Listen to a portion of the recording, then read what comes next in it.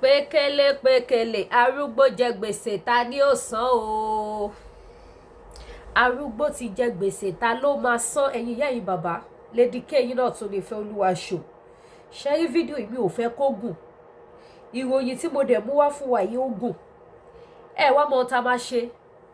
Mi ò ní rojọ́ púpọ̀. Ṣùgbọ́n mo bẹ̀ yín mo rọ̀ yín. Ẹ bá mi ṣe kí ni ẹ bá mi share. Ṣé rí ẹ lè má rojú ẹni tó ń sọ̀rọ̀ o. Ẹ dẹ̀ lè rojú ẹni tó ń sọ̀rọ̀. Tóbi mi ṣe tí mo fẹ́ gbọ́ wá fún yín. But ẹ bá mi share. His Excellency President Bola Ahmed Tinubu alpha bàbá mi. Alpha bó ló ṣe lọ wọ́n lẹ́yìn ní kọ́kọ́ lẹ fẹ́ dájà bátù wọ́n ní bátù tẹ́ ń fáìtì sí i ó lé ti kẹgàn kí ló kàn wá kọ́ ẹ̀ fáìtì bátù Nàìjíríà wàhálà ìkókáyé wọn ò bá mú gbogbo owó Nàìjà kọ́kọ́ lọ bàbá wọn ò bá mú yín kọ́gbọ̀n yín gbẹ ní Aso Rock wàhálà ìkókọ̀ wá because a sọ fún yín wọ́n ní awíkiri fún ni ká tó dání àgbà ìjàkadì ni we told you we your children we told you President Bola Ahmed Tinubu we told you let's go ilé ti yá Nigeria cannot help us o Nigeria cannot solve our problem but you refuse to listen to us since you refuse to listen to us you carry your bukata alone with yourself you carry gbogbo tó bá wà lẹ̀ kò káyé all we want is Yorùbá nation ní kíákíá Yorùbá nation no going back ẹ̀yin yẹ́ ìbàbá ṣe ti bá mi share tẹ́ bá wò mí fúngbà àkọ́kọ́ ẹ subscribe ẹ tọ notification bell yìí share fídíò yẹn Google mi ò ní gbà wá lásìkò mi ní analyse ẹ̀ màá kọ́ máa fàjásà díẹ̀díẹ̀ màá bá wa fi sí ẹ ó dẹ̀ lè má fi sí ó yá ẹ tẹ̀ sí jẹ́ ká tẹ̀ ọkọ́ gbọ́ ohun tó fẹ́ sọ náà ó yá ẹ jà gbọ́. Nigerians, yes. I will speak. Oh, yeah, speak. Even if today is the last day I will spend in this world. I want you to know that the battle Asiwaju is fighting to rid this country of endemic corruption is a battle that cannot be left in his hand alone. Every head of parastatals in Nigeria must stand up to let him know the rot in your own establishment. I tell you, NDIC stinks. There's a lot of rot going on. They say when you fight corruption, corruption fights you. Now, the document you see in my hand is one of the ways the corruption engineers in Nigeria are fighting back. You know, each time you say you want to have a true change, like the one brought about by President Asiwaju Bola Ahmed Tinubu, you will have the change champions who will support him, but you have the change skeptics and the game changers who will frustrate all his effort to rid Nigeria of this mess. Now, this is the purported new act of the NDIC. And I tell you for nothing, this is Emefiele's act. I tell you because here they have taken away the powers of Mr. President in respect of the NDIC. Let me start by telling you the mandate of the NDIC. The NDIC is set up as... Jenny Suru, they have taken the power, okay? What do I pay me? Ogboyinbo, wọ́n ti gé mi létí lọ, wọ́n ti gé Àṣàkẹ́ létí lọ. Mi ò gbóyìnbó. Emefiele àti àwọn wo ló gba power lọ́wọ́ bàbá Tinubu. Tí rí nǹkan kan ṣẹ̀ṣẹ̀ bẹ̀rẹ̀ ni. Àwa ti mọ̀ wípé going there bàbá Tinubu, bàbá ò ní power. Ẹ lè máa wò pé ta ló ń sọ̀rọ̀. Ṣé picture tẹ́ ń wò lójú screen yìí? Man tó wọ white tó wà láàrin wọn yẹn òun ló ń sọ̀rọ̀. Àwọn ló ka bọ́jẹ̀tì fún wa ẹja máa gbọ́ lọ. Mi ìfẹ́ kó gùn jù. Mi ìfẹ́ kó gùn. Short video á lè wà easy fún ẹ̀yin ìyá ìbàbá láti sáré wò pápápá. As an independent agency of government to ensure that depositors' money is protected in all the banks and all financial institutions, to protect it so that Nigerians can be protected from the misbehavior of bank directors, whether in conspiracy with the CBN or when they are acting alone. That is why the NDIC has been set up as an independent body to ensure that depositors do not cry even when banks fail. So there are 4 mandates. The first mandate of the NDIC is to guarantee Nigerians who have deposits in all these banks that relax, be calm. Your deposit is safe. Number 2 is to inspect the banks. Okay. Because prevention is better than cure. Okay. To go around the various banks and ensure that the banks are not messing around with depositors' fund, to ensure that creditors are, those who are borrowing money from the banks are those who have the capacity to pay, and to ensure that the bank is run in the right way to bring about the happiness and the wellness of depositors. That's our second mandate, to go to the banks and ensure that we prevent collapse. Now, the third mandate is whenever the central bank eventually declares that a bank has failed, the NDIC, without interference of anybody, should go there and resolve what is happening. What do? You begin to gather the data of depositors with the aim of ensuring that depositors get the sum that is meant for them. For example, if a microfinance bank fails, for instance, we first pay them 200,000. Even if they have more than that, we are going to liquidate the assets of the banks. We are going to go after those who are owing the bank, and we are going to now make sure that we pay back the balance. But I tell you, that is not what is happening now. Okay. They've taken over. The cabal have taken over NDIC, and they took this particular act to the former President Buhari 48 hours to his leaving office. They knew at that time that the man was so busy and he would not be able to read everything they have put here. Therefore, they got him to sign it. Now, I tell you another thing. Another fraud was committed. This document that was signed is materially different from the vote and proceedings of the National Assembly that passed it. When I was appointed, I told all Nigerians, I am not celebrating. I am going to be part of those who will work with Asiwaju to rid this country of mess. Do not congratulate me until I have left NDIC better than I met it. Therefore, no sooner than we were appointed by the president, waiting for confirmation, they quickly introduced a new bill, a law that will truncate everything that we wanted to do.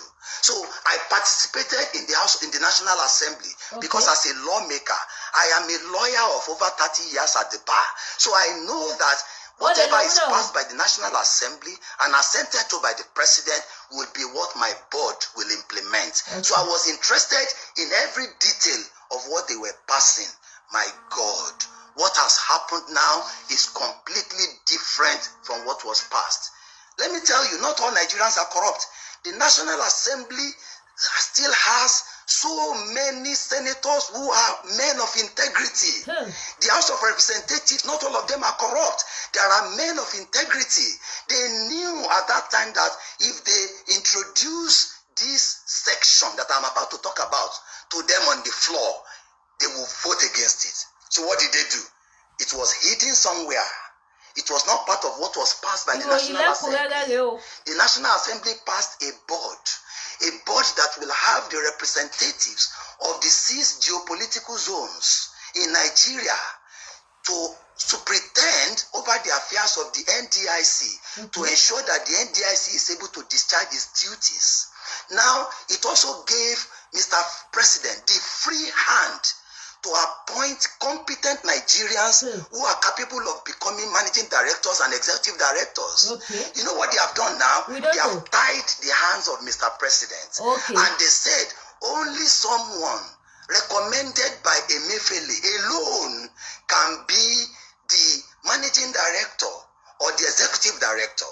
You know, in the previous act. Ibi tẹ́ gbọ́ dé yẹn ìyá mi ẹ̀yin bàbá mi ẹ ṣì máa gbọ́ ìtókù. Ẹ sọ fún mi, wọ́n ti kó bá bàbá Tinubu àbí wọ́n kó bá?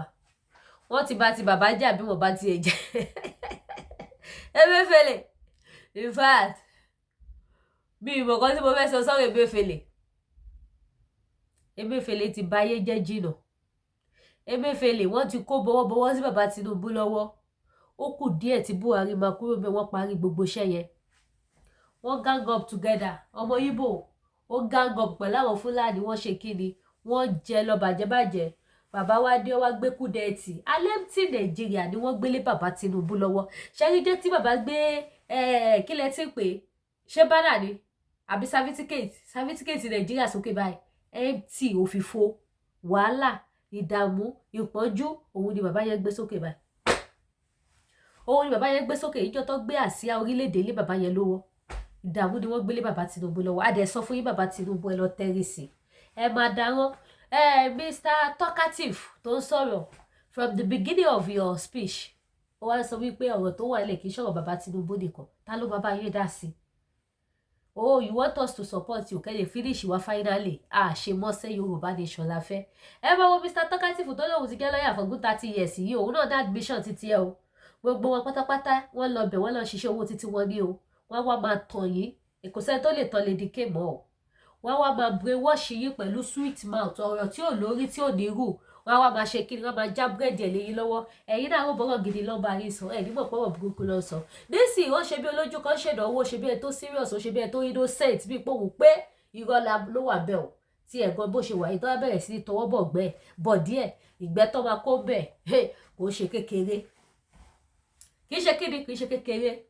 Back to Emefiele wọ́n lé any president tó bá fẹ́ jẹ ní central bank abájọ náà ẹ̀yin yẹ́rì bàbá tẹ̀ wọ́n mi ẹ̀ ṣàkíyèsí ni Emefiele kúrò bẹ̀ ṣọ́mọ pé wọ́n tún ti ń fèsì scarcity of money ní Nàìjíríà báyìí sí bó ṣe ṣe program yẹn níbi 1 week ago wọ́n tún ti ń fèsì ẹ̀ka tó ṣe Christmas sí i wáì tó jẹ́ wípé ìgbà tẹ́mẹ́fẹ́lẹ̀ tó gbé mẹ́tọ̀dì yẹn wá ní mẹ́tọ̀dì yẹn bẹ̀rẹ̀ sí ní exist ló ń continue ṣé ẹ̀yin irú mẹ́tọ̀dì bẹ́ẹ̀ rí ní Nàìjíríà kó sọ pé kò sí owó kẹ́ máa fowó ra owó náà ó tún ti bẹ̀rẹ̀ báyìí sí o iṣẹ́ tẹ́mẹ́fẹ́lẹ̀ ṣe lẹ́ni ó yá ẹja máa gbọ́ nìṣó mi ìfẹ́ kí fídíò ìgò ó yẹ ká analyze ẹ pé mi ò lè jókòó gan mo dúró tì ní mi ìfẹ́ kó gùn bọ̀ sí mo fẹ́ ká gbọ́ kínní so gbogbo ẹ̀yin ìyá yìí bàbá ẹ má fọwọ́ ẹ̀yin tẹ́ bá lówó ní báǹkì ẹ má gọra yín o bó ṣe wà yìí bọ́ bá ní gbogbo báǹkì Nàìjíríà collapse bó ṣe máa ṣe yín sógèrè ọlọ́dẹ̀ tún kẹ́mi kò sówó àwọn empowerment lọ́wọ́ mi débi tí wọ́n sọ pé owó àwọn empowerment wà l'Access Bank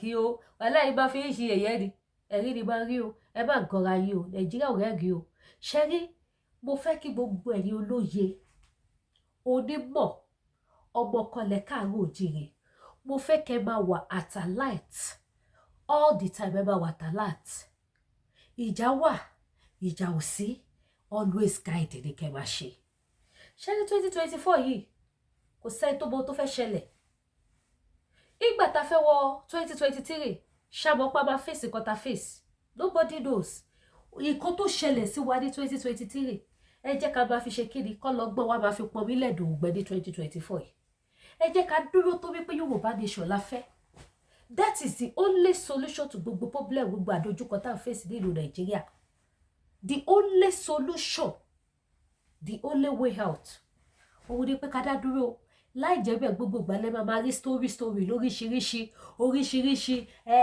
what happen now ìlágbájá ṣe kinní kan tàbẹ̀dọ̀ ṣe kinní kan mo jẹ́ journalist mo jẹ́ immigration mo jẹ́ sọ́jà máa gbọ́ story oríṣiríṣi gbogbo story kẹ́dẹ̀rí lórí rọ́ ló bá dé o àti bàyọ̀ láyé jẹ́rìí àti kówó jẹ́rìí àfi kí Yorùbá nation dúró gbogbo ilé tó ti wà kíkọ́ yẹn kọ́ wá wo kí ni mo bí ìbà ilé tó wà kíkọ́ kọ́ wo gbogbo àwọn politician tó wà bẹ́ẹ̀ kọ́ bring gbogbo wọn down kọ́ wá build àwọn new politician tí wọ́n ti ya olè ọ̀fọ̀ tí wọ́n ti gbọ́ngbọ́n bọ́ ṣe ń kówó jẹ kọ́ wá build wọn ní òun la lè fi survive wọ́n ti pé wọ́n ti gbéyàn kan lọ èèyàn tó débẹ̀ sì máa ṣe dáadáa bá ńlá rọ̀ rẹ̀ Emefiele lọ o ẹni tó bọ́ síbẹ̀ òun náà ya wèrè o ẹ jábọ̀ gbọ́ lọ. Mr. President has the freedom to appoint any competent Nigerian to superintend over the affairs of the NDIC. Now, when the National Assembly passed, when I have the vote and proceedings of the Senate, the original vote and proceedings, I understand that they are trying to do, and I call this clerk of the National Assembly, don't let them put your name in a mess. Some workers are compromising, don't allow them. They forget that the vote and proceedings is in the hand of 109 senators. So if you doctor one, you cannot doctor all the others. The vote and proceedings is in the hands of 360 House of Representative members. Because I participated, I was there.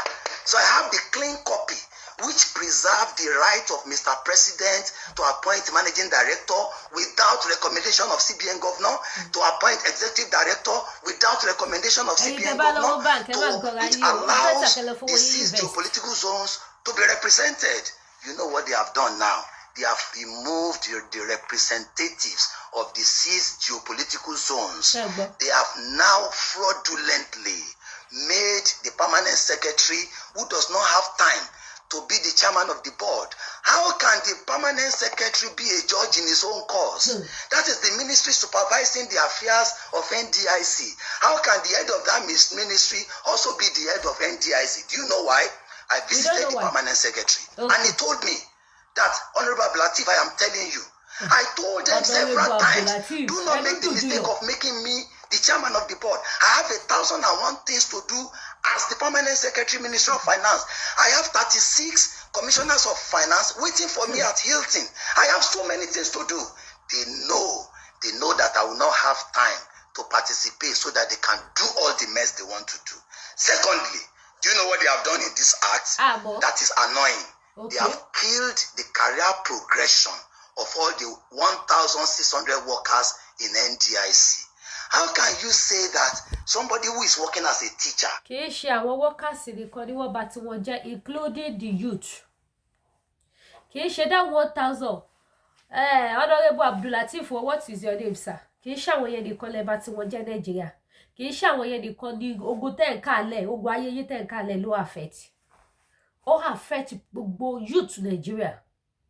Because you people ṣe ohun tó dá fún àwọn youth. Provide iṣẹ́ fún wọn. Ṣé rí pé àwọn people yóò lè ní wọn, àwọn tó wà lẹ́nu iṣẹ́ tí wọ́n jẹra wọn lẹ́sẹ̀, àwọn ló talk about. They are not talking about àwọn tí wọn ò ríṣẹ́ tí yà ń jẹ. Àwọn tó wà lẹ́nu iṣẹ́, wọ́n ṣe wáyé wọ́n jọ jẹra wọn lẹ́sẹ̀ ni, wọ́n jọ ṣe kí ni, wọ́n jọ ṣe kára wọn ni. Àwọn tí kàyẹ wọ́n affect tọ́jọ́ ṣera wọn, ọ̀rọ̀ wọn ló sọ, wọ́n sọ̀rọ̀ ẹ̀yin mẹ̀kúnnù o. Wọ́n sọ̀rọ̀ báwọn YouTube tí wọ́n graduate tí wọ́n ṣe tán ní last year bí wọ́n ṣe máa ríṣẹ́ for this year o. Are they talking about it? Wọ́n sọ̀rọ̀ bí àwọn tó ń sáàfù lọ́wọ́, àìmọye àwọn tó ń sáàfù lọ́wọ́ báyìí. Wọ́n sọ̀rọ̀ nípa iṣẹ́ tí wọ́n máa dé wá ṣe o. Gbogbo big post yìí, high post yìí, wọ́n sọ pé gbogbo àwọn tó wà níbẹ̀ kọ́kọ́ wọn kúrò. Àwọn incoming youth tọ́wọ́n náà fẹ́ jẹ́ èèyàn, kọ́ rìkú gbogbo wọn sí gbogbo àwọn post yẹn, including Central Bank tá à ń sọ̀rọ̀ nípa yìí o. Kọ́ rìkú wọn sí gbogbo ẹ̀, káwọn yẹn náà tiẹ̀ ṣe kí ni, kọ́ become somebody, káwọn náà lo àwọn post yẹn fún bóyá before 4 years, kọ́ tún kó wọn kúrò bẹ̀. Àwọn another new set of youth tó bá tún graduate, kọ́ tún kó wọn síbẹ̀. Wọ́n sọ̀rọ̀ nípa wọn o. Are they talking about them? Wọ́n sọ̀rọ̀ nípa àwọn ara wọn tí nǹkan tó ń ṣe wọ́n, nǹkan tí wọ́n ṣe tó ń affect. Ẹ gbọ́, nǹkan tó ń ṣe àwọn ara wọn tó affect ni wọ́n sọ̀rọ̀ nípa wọn. Ṣé tí wọ́n jayé lóde, ó fi hàn wípé aláyé tó ń sọ̀rọ̀ yìí náà ẹ má fọ́ o. Tẹ́ bá lọ rò pé Tinubu ti rí good person tó fẹ́ bá ṣiṣẹ́, eléyìí máa tú àṣírí ni. Eléyìí ò ní gbà because he's a lawyer. Ìtọ́ra yìí gbogbo wọn bird of the same feather. Should not have the hope that one day I will become the principal. So what they have done here is that no worker, no director in NDIC can ever progress to become executive director, to become the managing director, because they said even if you work all your years in the NDIC, only the central bank can appoint and recommend who should be the executive director or managing director. NDIC is an independent body from the central bank. Central bank should be in charge of their own executive directors. They should not truncate the career of 1,600 Nigerians. Now there's protest among the workers. Now they have demotivated the staff. They have demoralized the staff. There's no way they can ever rise. I call on Mr. President never to act on this. And I tell you what is worse. Which one is affecting depositors? The one that is affecting depositors is that NDIC will no longer be able to make depositors smile. I tell you for nothing, I have thousands of petitions on my table by Nigerians who are owed by the NDIC, who find it difficult to claim their rights from the NDIC. They are frustrated. As I speak, they can come out. You know, because the NDIC has so many useless sections here. The sections that say, if you don't come and claim your right between so time, the NDIC will become the owner of your money. It is there. How can you say a microfinance that is closed? And now say, how do you now get these depositors to come and collect their money? You say you are using town crier in today Nigeria to go and tell people in the village that all of you who have money in Uganda microfinance, come and collect your money from NDIC. When they have phone number that you can call. So you are denying Nigerians trillions of money. And I will not accept it. My board will not share kobo. I think of my grave, I think of my Lord. If I'm removed tomorrow, I don't care. But this law now has removed the independence of the NDIC. Do you know how? Now, the former law says NDIC shall be free to go and investigate, the banks. Now, this law says NDIC can only go and investigate banks if central bank approves. This section, before NDIC realizes that you are supposed to collect your money, NDIC should be able to pay you free.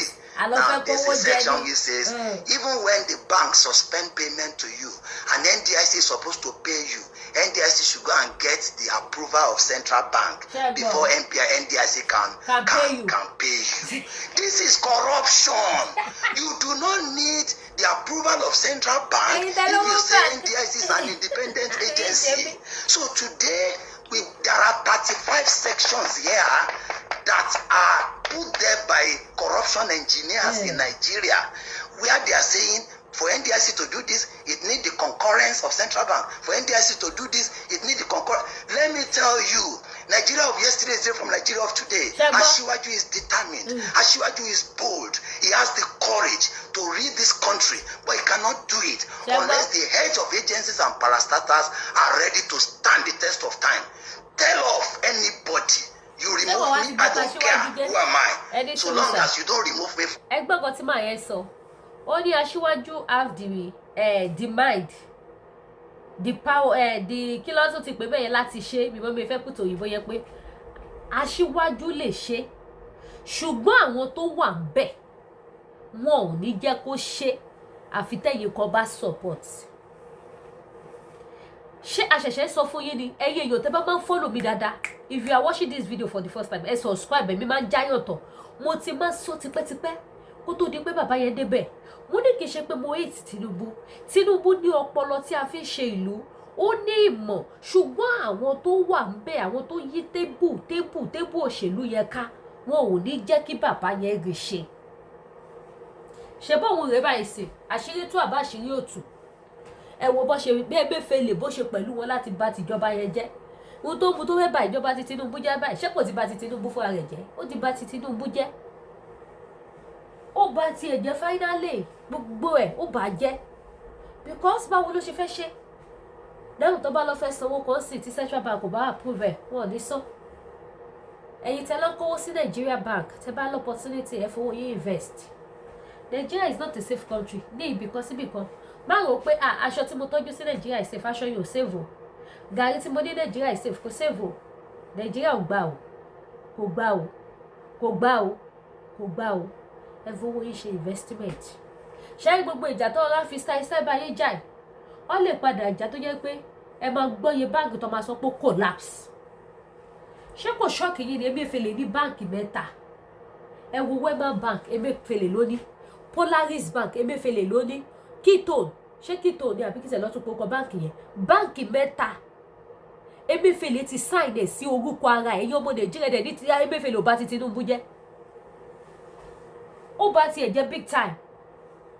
Ọdún mélòó ni Emefiele fi ṣe central bank governor? 6 years. Ó dẹ̀ ti sign ní báńkì mẹ́ta. Báńkì mẹ́tẹ̀ẹ̀ta tó dẹ̀ sign tó jẹ́ pé orúkọ ẹ̀ ló wà ń bẹ̀. Àwọn báńkì tó move dáadáa, tó ń function gidi ní Nàìjíríà ni. Tó bá sọ pé wọ́n collapse lédè ẹ̀mọ́ yìí, àwọn tó wọ́n máa collapse ni àwọn tó lówó ní báńkì yẹn. Tó bá sọ pé òkè wọ́n padà lọ ṣèwádìí, wọ́n rí wípé ṣe lè Emefiele fi èrú kó ọ̀rọ̀ yẹn jọ. Ẹ má bínú pé mo bẹ̀rẹ̀ mo tọ́nu yín tà yẹn ni. Wípé ṣe ni Emefiele fi èlé kó ọ̀rọ̀ yẹn jọ, kí lẹ expect kó ṣẹlẹ̀ sí yín? Kí lẹ expect kó ṣẹlẹ̀ sówó yín? Wọ́n ní wọ́n ti close Wema Bank, wọ́n ti close Keystone, wọ́n ti close Polaris Bank. Orúkọ Emefiele ló wà bẹ̀, òun ló ní báńkì mẹ́tẹ̀ẹ̀ta. Emefiele ti báyé jẹ́ jìnnà mẹ́rin. Emefiele ṣe kí ni ó ba ayé jẹ́ jìnnà ẹja continue mi ò fẹ́ rojọ́ púpọ̀ torí fídíò mi ìfẹ́ kó gùn mo dẹ̀ fẹ́ ká fún ara wa ẹ ṣe kí ká fún ara wa ṣe kí ni ká máa analyse ẹ̀ fún ara wa ká máa túmọ̀ ẹ̀ fún ara wa mo fẹ́ ká gbọ́ ọ̀rọ̀ tí màá sàn tán àwọn point wà bẹ́ẹ̀ táwọn máa mú lò tó máa ṣiṣẹ́ fún àwa. People think it's because it affected. It did not affect our tenure. It's because they are not lawyers. I am a lawyer of over 30 years at the bar. When a law was done, look at the previous law. We were appointed validly by Mr. President, acting under the 2006 law. We were confirmed validly by the Senate of the Federal Republic of Nigeria, acting under the 2006 law. Okay, now Section 98 of the new law says everything done under the old law shall remain valid. So what are you saying? Why are you saying So our tenure is not threatened. The president has the right to dissolve. If he dissolves us, I go back to my house. I will ask my friends to celebrate because I say, do not congratulate me until I have left NDIC better. How do I want to leave NDIC now? I want Mr. President not to act on this law until it is probed. Probe the passage of this law. Probe the inclusion of Section 7, which takes away the right of Ministry of Finance, which takes away the representative of Ministry of Finance, and replace it with 2 directors from Central Bank. Probe why what is passed is fundamentally different from what is assented to. Probe what happened between the time the National Assembly passed it and the House of Representatives passed it, and there was no divergence under the law. Do you know the status of this new act? It is null and void. Anytime Mr. President assents to a bill that is materially different from what was passed by the Senate and the House of Rep, it means there's a material omission, and that law was not matured for assent. There's a need for the new administration that is here by the grace of God to return this act to the National Assembly when it is proclaimed that they should investigate and allow National Assembly members to debate, because I know National Assembly is made up of very reasonable people. There are senators who are men of integrity and House of Representative members who will now to read. They will now read whether they will. Ẹ má gbàgbé o, àwọn senator Christmas tó ṣẹlẹ̀ wọ́n gba 300 million. Àwọn senator wọ́n dẹ̀ approve ẹ̀ jáde fún wọn láti bank. Àwọn kí ló tún dárúkọ sí náà? Àwọn honourable, àwọn House of Rep, yes, mo rántí. House of Rep àwọn yẹn gba 200 million. Kì í ṣe salary wọn lọ́dún o. Owó ọdún, owó Christmas and New Year. Bí táyọ̀ ò ti rẹ́ni fún yín lówó ọdún, bí rẹ́ni fún mi lówó ọdún jẹ́yàn méjì náà. Àwọn kan wà wọn réyàn fún wọn ní ṣe gba wọ́n tún tọrọ owó fi jẹun fọ́dún ni. Bẹ́ẹ̀ ni àbí bẹ́ẹ̀ kọ́. Wọ́n tọrọ owó ni òun lẹ́lẹ́yìn wá sọ fáwa wípé àwọn senator kan wà wọ́n ṣe kíní kan, àwọn House of Rep kan wà gbogbo wọn they are the same thing. They are ìkọ̀kan náà ní gbogbo wọn, kò sí yàtọ̀ ńbẹ̀. Ẹ má fọ́ o. Ẹ má rò pé tí wọ́n lóòótọ́ tó fẹ́ bá Tinubu ṣiṣẹ́ o. Yorùbá nation ilé yá. Ẹ gbọ́, Yorùbá nation ilé ti yá. Kò sọ̀rọ̀ mọ́. Gbogbo atótónu yìí kò sọ̀rọ̀ ńbẹ̀. Ẹ kàn jẹ́ ká gbọ́. Ṣé rí Ọlọ́run máa ṣe? Tí màá yóò bá bọ́ síta sì kó wá sọ̀rọ̀. Àní mo tó lọ. So Ọlọ́run máa bá wa ṣe. Wọ́n á lè máa wá tú àṣírí ohun tó ń ṣẹlẹ̀ nínú ilé. Àwọn lè máa rí láti fi ṣe kí láti fi create awareness fún àwọn èèyàn wa láti lè jẹ́ kó mọ̀ wípé Yorùbá nation is the only solution. We need more awareness. We want to create more awareness because we want to remove our people from the bondage tí wọ́n wà nílùú Nàìjíríà. So Ọlọ́run á jẹ́ kẹ́ lè máa ṣe kí ni kẹ́ lè máa sọ ó yá ó ti fẹ́ tán. No member should represent the 6 geopolitical zones in the new board. We should allow the management to be the ones doing whatever they like without anybody monitoring them. Okay, we said the the NDIC is supposed to be independent. Whether with the additional 35 sections, they can take away that independence by putting us in the pocket of the Central Bank of Nigeria. This is not the NDIC I want to work with. This is not the NDIC that will guarantee payment to Nigerians. No wonder there are thousands of petitions right on my table. Do you know what they do? Among the so-called microfinance bank that they said have failed, it is a fraud. Many of these banks that have been closed are viable. Many of them are owned by Nigerians who wanted to assist the poor. But these people, out of their fraud, they closed them. And there are sections under the new law by which they can take over their property, by which they can transfer their deposit to their own, microfinance institutions. I tell you, Nigerians, let's cry out. Let's cry for this nation. Let's cry. Oh. There's corruption. There's vices. We must shout. We must not allow it to see the light of the day. Mr. President, don't act. Don't act on the new NDIC Act. Probe it. Go to the bottom of it. They have paralyzed the Ministry of Finance. They have removed the Ministry of Finance from supervising. They have removed the power of Mr. President from appointing those whom he finds competent. And now they have subjected the deposit of Nigerians to danger. So you find it difficult. That is why many banks that have closed several years ago, you cannot collect your money because they have very, very useless sections of the law which is tying the hands of Nigerians from reaping the fruits. May Allah bless you. I don't bloody care about their office. I am still the NDIC chairman. I have resumed. I have been inaugurated. And until Mr. President dissolve that board, nobody can ask me not to act. I will act and support the current government to rid that institution of corruption. Thank you. Please help me share this. Help me share. I don't have the power of media. I don't have the power to pay people. But I trust you as Nigerians. You will share this to ensure that all Nigerians are carried along and to know the evil that is happening. This one is toying with Nigerians, poor people who pay into the banks.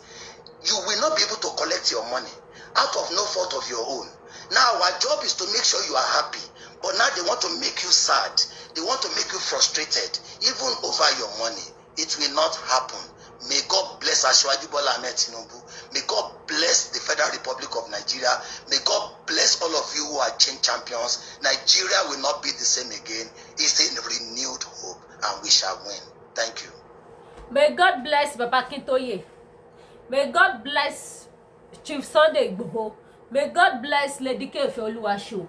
May God bless gbogbo ọmọlúàbí tó dúró tán wípé Yorùbá nation la fẹ́. May God Almighty bless all of us. Ẹ̀yin èèyàn ẹ má fọ̀ gbogbo wọn nìkan kan náà. Ṣé rí pé mẹ́wàá ń ṣẹlẹ̀. Ṣé rí pé lot ti happen gan. Ẹ dédé rí pé gbogbo àwọn báńkì kékeré wọn collapse. Báńkì tí wọ́n dá sílẹ̀ láti máa fi help àwọn èèyàn. Ẹ gbọ́ Gumi, kíní kan, microfinance lóríṣiríṣi gbogbo wọn lóríṣiríṣi orúkọ ẹ gbọ́ pé wọ́n ti collapse. Àwọn ọ̀bàyé jẹ́ ni o. Ṣẹ̀tẹ̀ wá rí ìjọba Emefiele. Ẹ mọ̀ pé máa yẹn mẹ́ṣọ̀ ẹ̀. Ó lẹ́tìkẹ́ gan. Emefiele bá nǹkan jẹ tẹ́ bá gbọ́. Ọ̀ká bímọ́lẹ̀ ó bí oró. Emefiele ó ti restore àwọn èèyàn burúkú sí gbogbo àwọn ìcháàjì owó ní Central Bank. Ó ti ṣeṣẹ́ ibi yẹn. Ó ṣe parí sí location náà yìí kọ́ wá sọ pé fẹ́ dúró. Wọ́n wá ní kẹ́ shout kẹ́ join us together kẹ́ pariwo ariwo wèrèwé lẹ́fẹ́ pajú pé ẹ ṣe mọ́ lọ. Àwọn ò lè pariwo òṣì wípé ẹ support Tinubu wo ní kan support abẹ́ sick. Ariwo ayọ̀ la wá máa pa ti wá pé ilé ti yá Yorùbá nation la fẹ́ àwọn ò ṣe mọ́. Kò sí bẹ́ẹ̀ ṣe lè ṣe. Àwọn people yóò lè stop ìwà ìbàjẹ́. Ìwà ìbàjẹ́ ò lè tán lórílẹ̀-èdè location náà. Bó ṣe jẹ́ ní ẹ̀yìn bàbá mi. Tẹ́ bá wò mí fúngbà àkọ́kọ́ ẹ bá mi subscribe sí YouTube channel mi. Ẹ bá mi subscribe sí Lady Kefe Oluwasho. Ẹ má gbàgbé gbogbo ẹ̀yin tí ẹ bá fẹ́ ṣe owó láti Nigeria, Canada sí Nigeria, America sí Nigeria, lọ download Lemfi app. Kẹ́ wá request fún referral code mi. tẹ́ bá ti lo referral code mi tó bá jẹ́ pé àti Amẹ́ríkà lẹ ti send owó sí Nàìjíríà ẹ máa gba $20 bonus tó bá jẹ́ àti Canada lẹ ti send owó sí Nàìjíríà ẹ máa gba $30 bonus. ẹ jọ̀ọ́ patronize mi, ẹ ṣàánú ọmọ yín, ẹ ṣàánú Lady K, ẹ ṣàánú mi, ẹ ṣàánú mi, ẹ ṣàánú mi. ẹ wá lo referral code mi kẹ́ fi send owó sílé. ṣe rí exchange rate wọ́n dẹ̀ dá gan. tẹ́ bá ṣe lò ẹ máa rí exchange rate wọn yẹn lójoojúmọ́ bó ṣe rí. ẹ máa mọ̀ pé yes exchange rate wọn ó high gan. lọ́wọ́lọ́wọ́ bá ṣe ń sọ̀rọ̀ yìí sí $1 ní American dollar, American US dollar is 1,200 plus. Canadian US dollar is 900 and something, ó lé ní 900. so ẹ patronize mi, price yẹn lọ ni. so ìdí nìyẹn tí mi ò ṣe lè sọ fún yín pé iye báyìí ni, ṣùgbọ́n ní lé ní àwọn iye tí mo pè yẹn. ẹ lo referral code mi kẹ́ fi ṣẹ́wó. ẹ lọ download lemfi app exchange rate wọn ẹ try ẹ wò. ẹ lọ download ẹ wò kẹ́kọ̀ọ́ ṣé wò. ẹ rí bẹ́ẹ̀ exchange rate wọn ẹ ṣe ẹ rí pé ó high gan. exchange rate wọn wà pa, bonus wọn náà dẹ̀ wà pa. kò dẹ̀ sí wípé àkáǹtì yóò ní save, àkáǹtì yìí save. ẹ try ẹ wò ojú òní tí ẹ má gbàgbé gbogbo àwọn product tá lórí ìkànnì. gbogbo ẹ̀yin tí bá ní diabetes, ẹ̀yin tẹ́ ní jẹ̀díjẹ̀dí, ẹ̀yin tẹ́ ní high blood pressure, ẹ̀yin tó jẹ́ pé nǹkan ọmọkùnrin yín kò kí ń le dáadáa àbí tẹ́ bá bó bá kò sí bó ṣe lè le tó tẹ́ bá ti lè release lẹ́ẹ̀kan báyìí kò sọ̀rọ̀ mọ́. ẹ pè mí kí n fún yín fóònù nọ́mbà iléeṣẹ́ tí ọ̀nà aṣọra àbà. gbogbo ẹ̀yin tí nǹkan ọmọkùnrin yín bá kéré tó jẹ́ pé torí ẹ̀nìyàwó yín ṣe ṣàkọsí ẹlòmíì okó ẹ̀ máa ń le dáadáa ṣùgbọ́n kéré gan. tó bá wọnú ilé bá ṣe lọ́mọdé àgbà tó ju dòwó sínú kànga ni ibi tó kéré dé. ẹ pè mí kí n fún yín fóònù nọ́mbà iléeṣẹ́ tí ọ̀nà aṣọra àbà. ẹ pé gbogbo òkè ìṣòro yẹn lọ́lọ́ máa sọ di pẹ̀tẹ́lẹ̀. gbogbo diabetes yẹn ó máa lọ, high blood pressure ó máa lọ. gbogbo ẹ̀yin tí ẹ ti ní fat tí fat ti pọ̀jù lára yín tẹ́ fẹ́ flush gbogbo ìdànù ẹ pè mí. ẹ̀yin tẹ́ ní big tummy ẹ wò ọlá iléeṣẹ́ tí ọ̀ ni mo fi mí tó lẹ́bi náà ní big tummy gan. and I want somebody mo máa like kéèyàn look smart kí n ṣe kókò tóbi gbàgàdà. so ẹ pè mí kí n fún yín fóònù ọba iléeṣẹ́ tí ọ̀nà aṣọra àbà. bákan náà tẹ́ bá dẹ̀ fẹ́ lo cream tó dáa, ẹ̀yin tẹ́ bá dẹ̀ fẹ́ polówó ọjà yín, abẹ́ fẹ́ ṣe jingle, abẹ́ fẹ́ ṣe video clip, birthday wish fáwọn èèyàn, ẹ pè mí kí n fún yín ní fóònù nọ́mbà àwọn tó lè bá yín ṣe. ojú òní ti gbogbo wa àjọ lájọṣepẹ́ láṣẹ Èdùmàrè. èmi ọmọ yín náà ní Lady K Ìfẹ́olúwaṣọ. ẹ má gbàgbé ẹ subscribe sí YouTube channel mi, ẹ tan notification bell yín sílẹ̀. bá ṣe rí nìyẹn o. Emefiele ó balẹ̀ jẹ́ kó tó lọ, ó bá ti Tinubu jẹ́ kó tó kúrò bẹ́ẹ̀ o. àṣírí gbogbo ẹ̀ ló tún síta. ẹ ṣé gan, ó dàbọ̀.